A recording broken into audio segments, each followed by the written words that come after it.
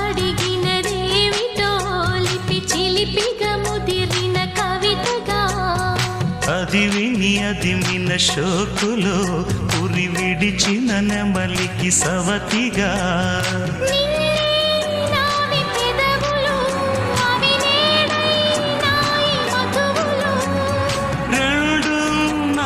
తనువులు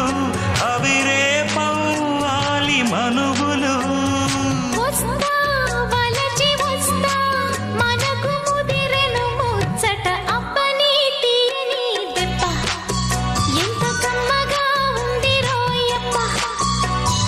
అమ్మ నేనున్న నీ బుగ్గ